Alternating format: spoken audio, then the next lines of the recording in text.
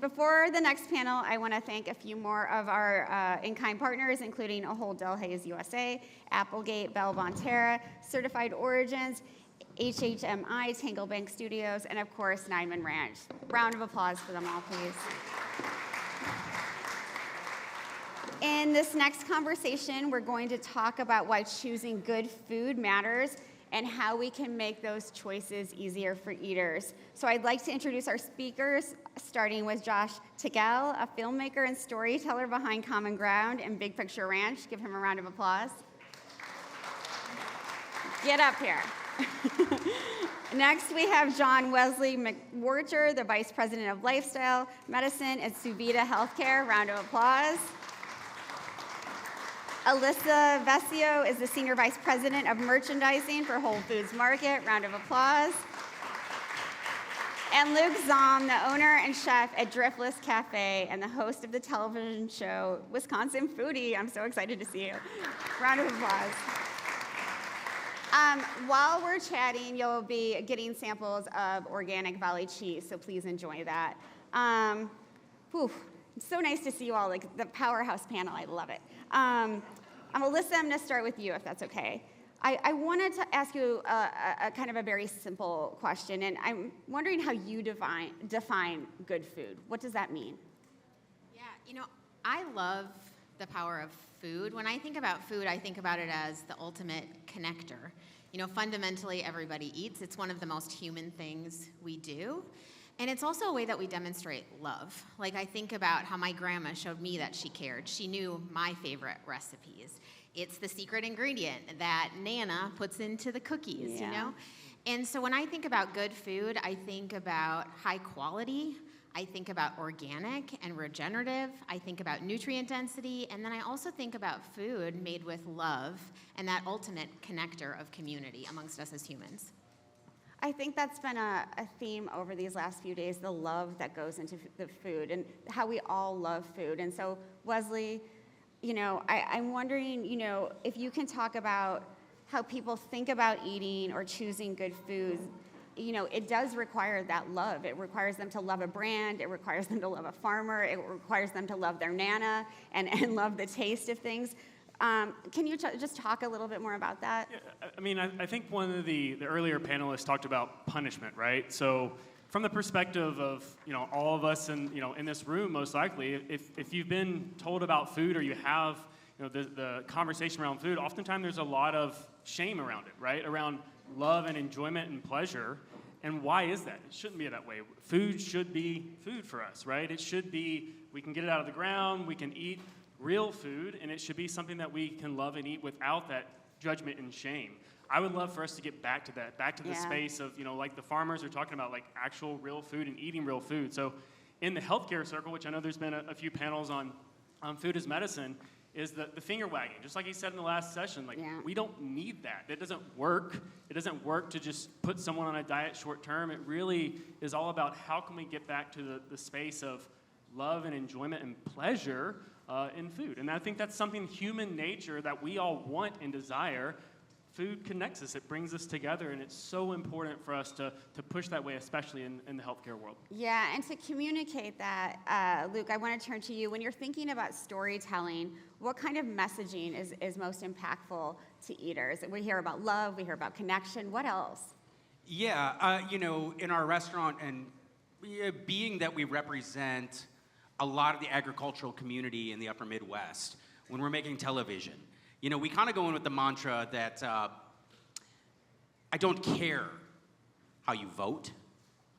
I don't care how you pray. I don't care who and how you love. At the end of the day, like you had said before, everybody eats. And it's not to say that those things don't matter to us. Those values are very, very strong. But when we start storytelling, perhaps it's a marginalized indigenous community that has been saving seeds and growing crops for 300 years in the light of assimilation. Perhaps it's the organic dairy farmer, where in Wisconsin, we're losing a farm a week, but we've seen a decline in 45,000 farms in over 10 years. These storylines, what we choose to put in our body, have impact. This food connects us. It's this very, very primal human experience. And when we go and we cook food for people in our restaurants, we view the sourcing of food as our act of revolution. In a day and age when we're filled with dissonance, there's so many things coming at us all the time.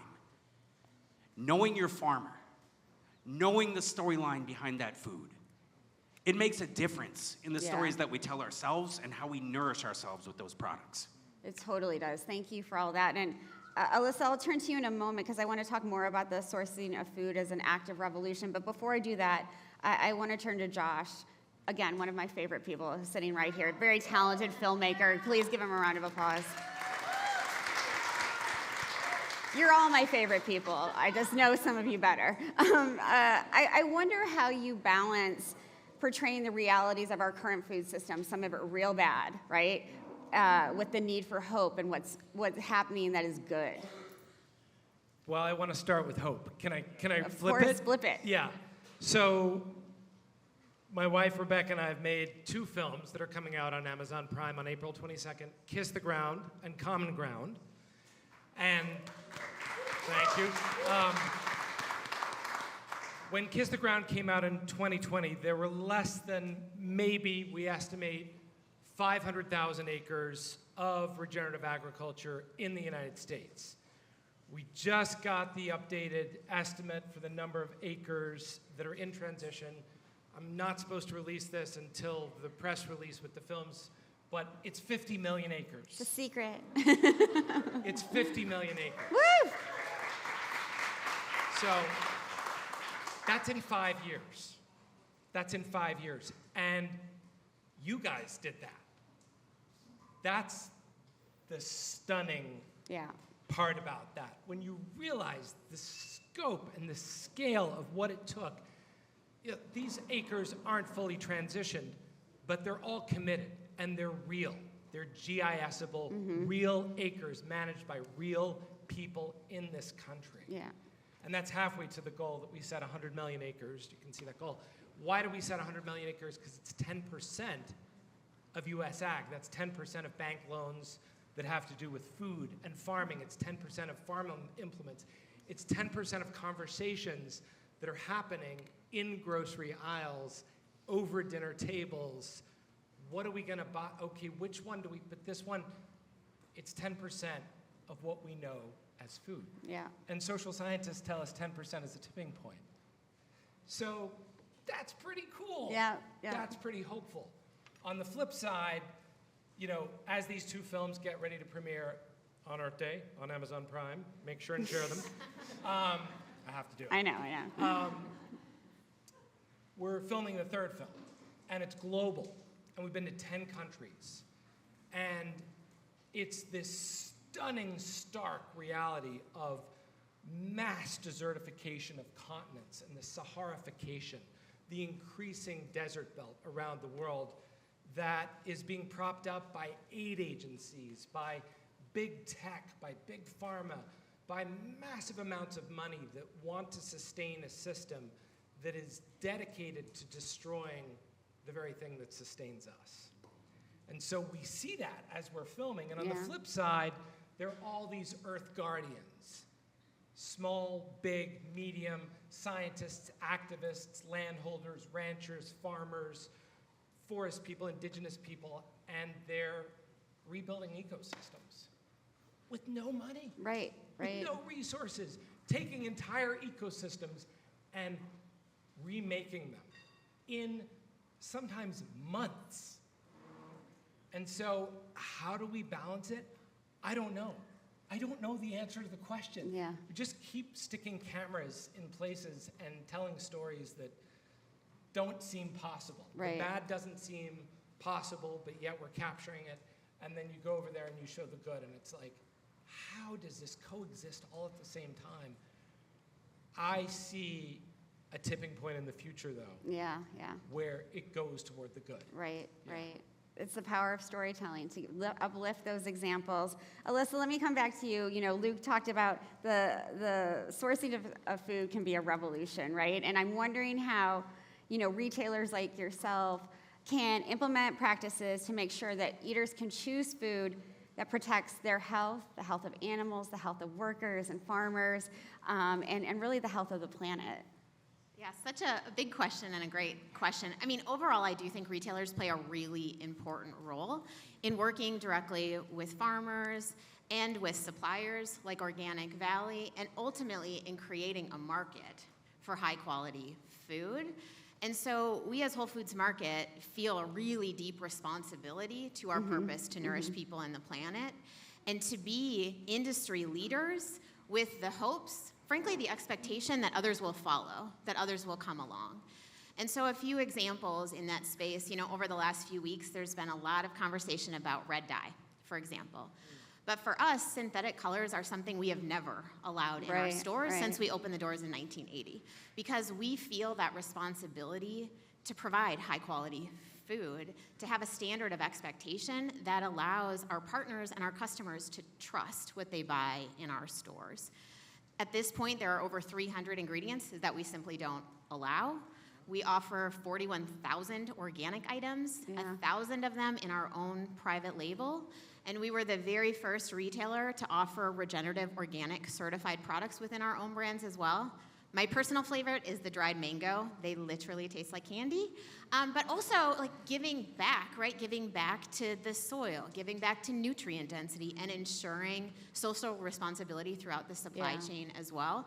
So those are just a few examples, but again, for us, it's so important that we set a high bar, that we continue to raise the bar, that it raises the industry standard, and others need to come along. And then I guess the one last thing I would say is it's also really important that we create accessibility. And so we've been doing a lot of work on pricing so that people can also afford to buy high quality food. And so as one example, in the last year, we've invested in pricing in 25% of the items carried across our stores, because we want to make sure we have both the highest quality natural and organic products, those high standards, but also affordability and accessibility for customers. They have to go hand in hand. Thank you.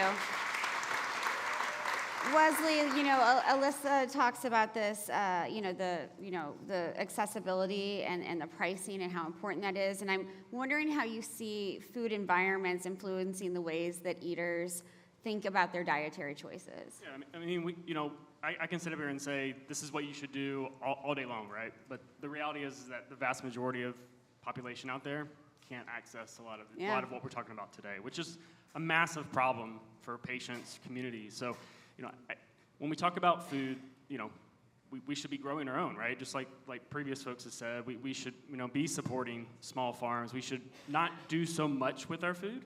I'll share a very simple story here. As a young chef, our executive chef, we had some really great asparagus off the farm, right? And he challenged all of us line cooks to use whatever ingredients you want, asparagus soup, right? He used asparagus, water, some shallot and some garlic, and his blew all of ours out of the water because he didn't do that much to the food. Right. We're all adding way too much to it, trying to make it, extravagant, excessive.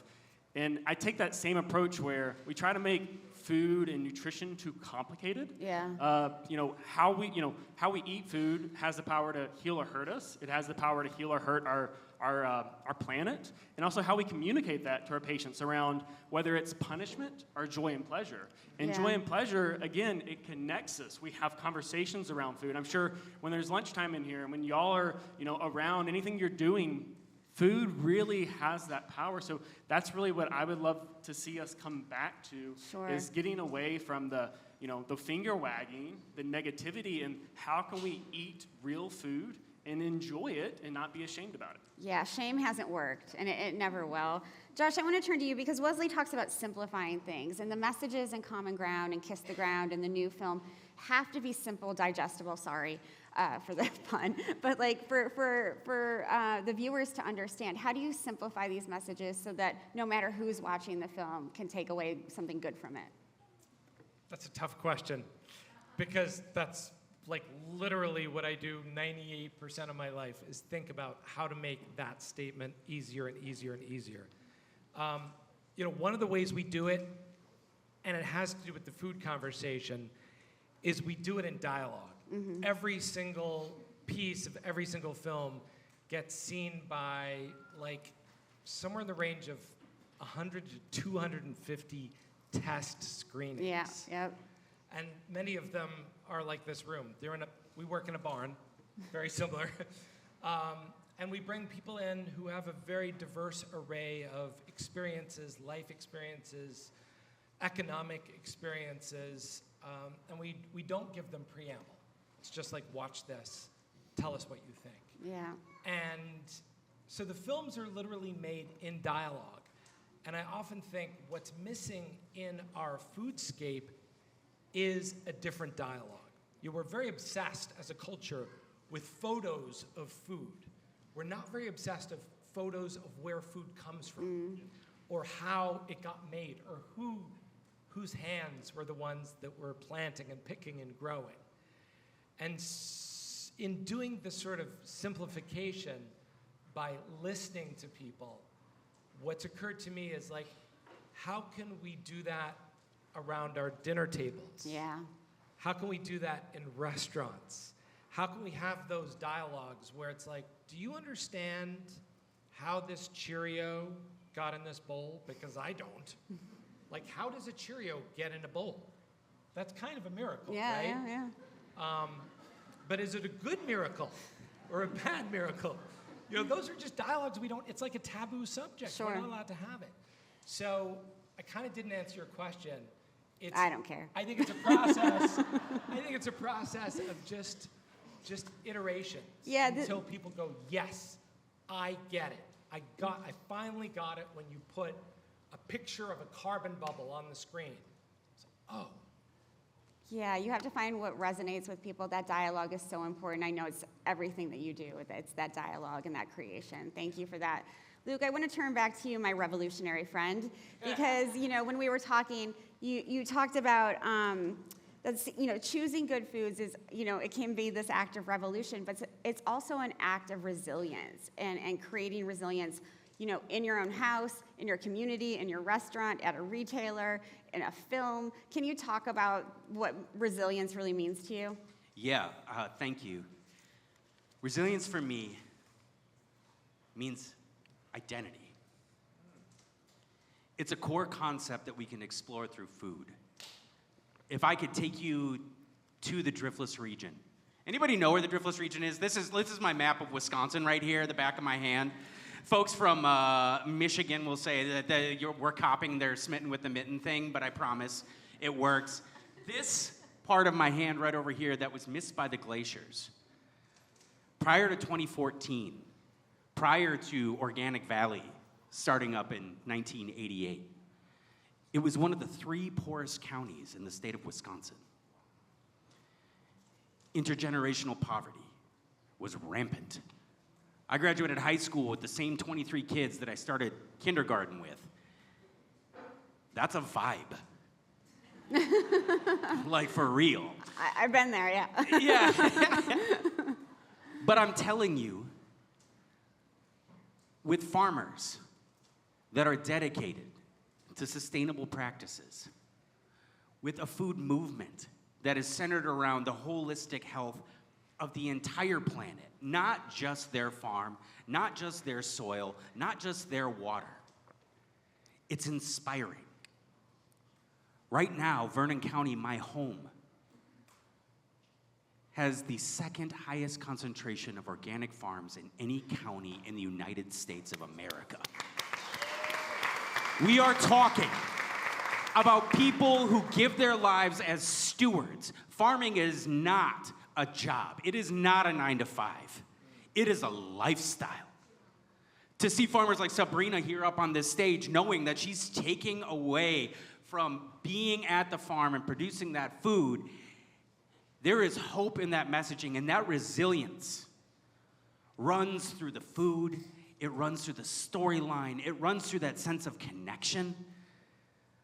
I hesitate to use the word weaponize your choices, because in this day and age, that might be a little draconian, but I'm telling you, each and every one of you in this room, I'm imploring you, weaponize your food choices. Know a farmer. If you don't, go to a farmer's market. If that's not accessible, if you can grow some of your own food, that is always the best option for being able to select what goes into your body and on your table. And last but not least, if those two aren't available, find sources you can trust. When I was 18 years old and I walked into a Whole Foods for the first time in my life on North Avenue in Chicago, I was overwhelmed. I was broke. I was homesick. But the very first thing that I did is I walked to an Organic Valley cheese display. That's the most Wisconsin thing you're gonna hear all day. I walked to an Organic Valley cheese display and I picked it up and I looked at the back. And on the back it says, Lafarge, Wisconsin. Population 745. I am an alumni of the class of 1998. Me and my 23 homies. I'm telling you that resilience lives in that system.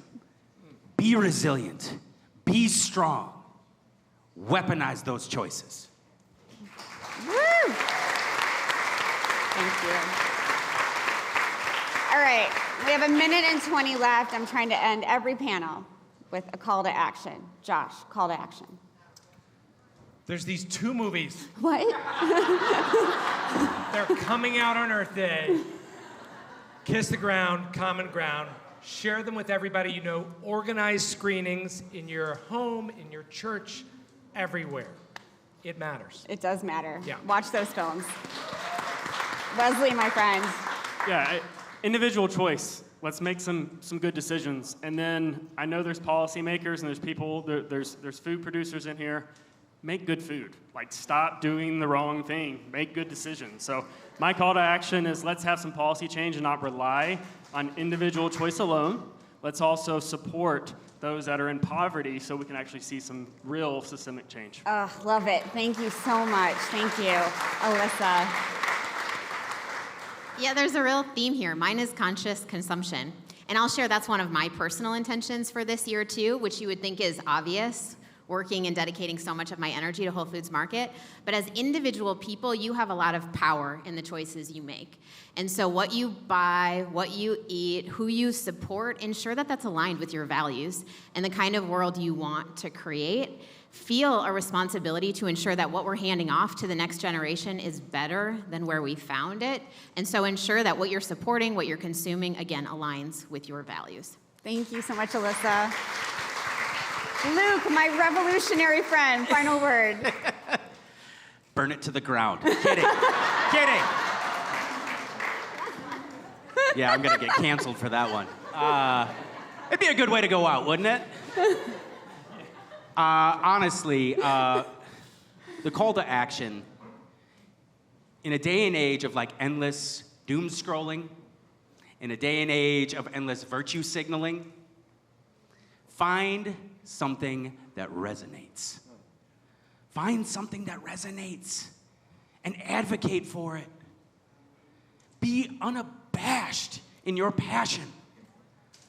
If it's small family farms, find a way to integrate with those. Tell those conversations at your dinner table. Talk about the people that you met at the farmer's market and why you chose to buy it. Raise the conscious awareness of the values that matter to you. And know that there's a whole lot of us out there trying to do the exact same thing. And we need each other. We need each other. Weaponize it, people. Now is the time. Thank you, Luke. Unabashed passion. That's what we've seen on this panel. Give them a round of applause. Thank you. Thank you.